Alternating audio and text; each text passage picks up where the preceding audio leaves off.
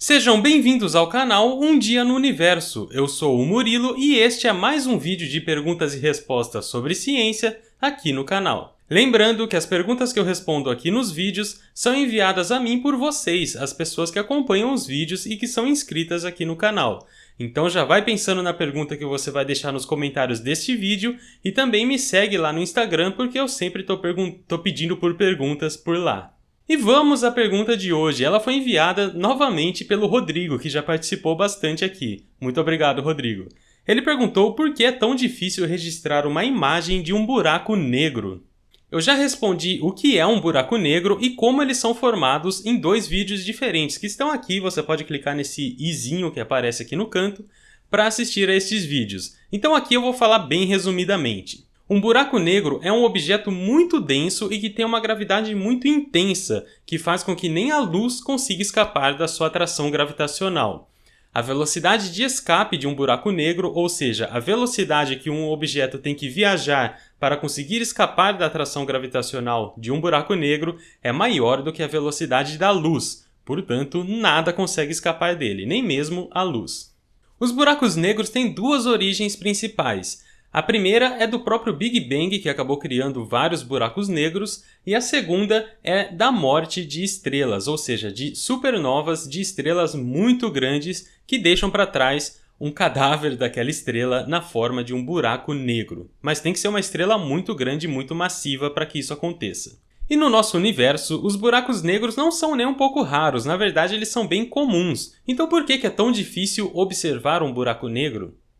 Bom, para observar coisas no espaço, a gente precisa capturar a radiação emitida ou refletida por este objeto. Por exemplo, aqui pertinho da gente a gente tem a Lua, que a gente consegue observar a olho nu, e a Lua reflete a luz solar. O Sol emana luz, ele emite luz, radiação, em vários comprimentos de onda diferentes. Parte dessa luz que bate na superfície da Lua é absorvida e a outra parte é refletida, e essa parte refletida a gente consegue observar aqui da Terra. O próprio Sol também pode ser observado aqui da Terra, embora não seja muito recomendável fazer isso a olho nu, mas a gente consegue observar ele porque ele emite luz. Então a gente tem essas duas opções para os corpos celestes. Eles podem emitir luz ou refletir luz, e assim a gente consegue observar eles. Mas os buracos negros, assim como eu acabei de explicar, eles não emitem luz e eles também não refletem luz, porque qualquer luz incidida sobre eles é totalmente absorvida devido à sua grande atração gravitacional. E mais ainda, os buracos negros, eu também falei, são objetos muito densos, ou seja, eles têm muita massa concentrada em um pequeno volume. Então a maioria deles é muito pequena. Os buracos negros são objetos que têm um diâmetro muito pequeno quando comparado a estrelas e até alguns planetas, dependendo do buraco negro. Bom, mas vamos lá, como que a gente faria para observar um buraco negro então? Primeiro, a gente tem que identificar que um buraco negro existe.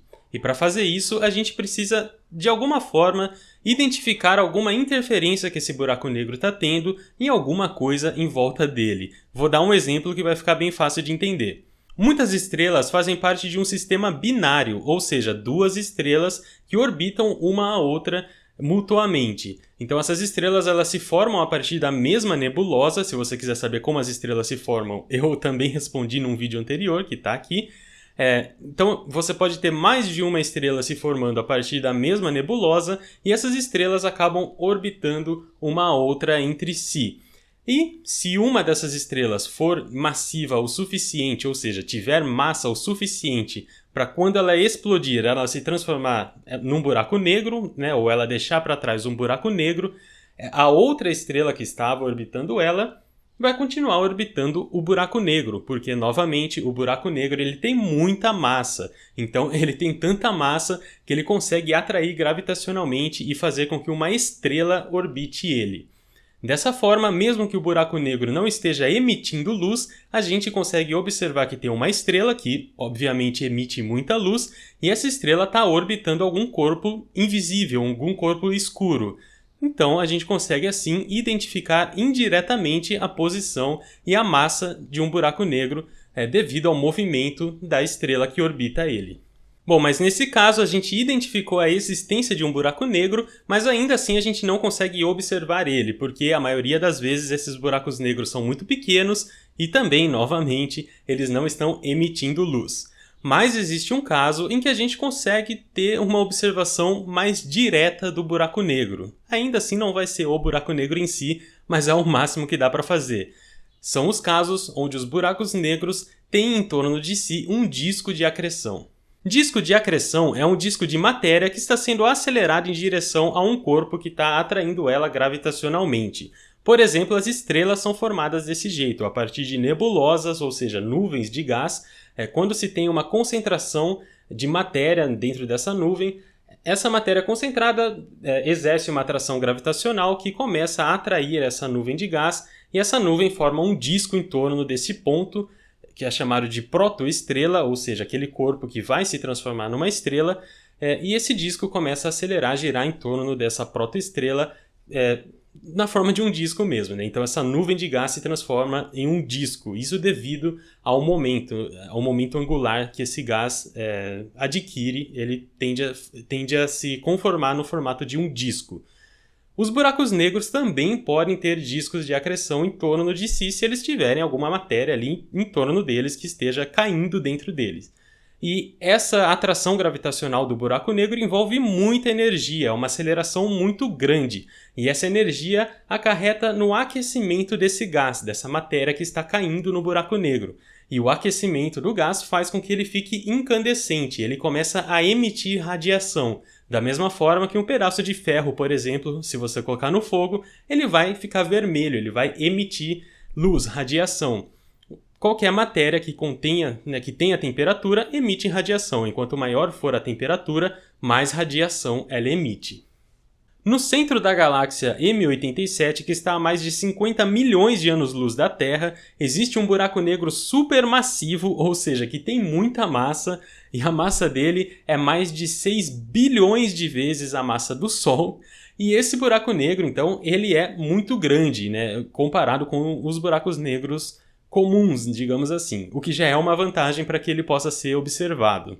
Além disso, esse buraco negro está cercado de matéria que está caindo dentro dele, sendo acelerada, formando um disco de acreção de gás incandescente. Então, em torno desse buraco negro, que é muito grande, existe esse disco de matéria irradiando ali radiação, principalmente infravermelha, mas também em outros comprimentos de onda do espectro também, o que permite que a gente consiga observar o disco de acreção e não o buraco negro diretamente. E foi isso que foi feito em abril do ano passado, 2019, usando o telescópio de horizonte de eventos. Esse é um telescópio, na verdade não é um único telescópio, são vários observatórios que estão espalhados pela Terra que fizeram observações daquele ponto utilizando ondas de rádio para observar, né? Então eles observaram a radiação emitida no comprimento de ondas de rádio. Então é um comprimento de onda que nós não conseguimos enxergar com o olho nu.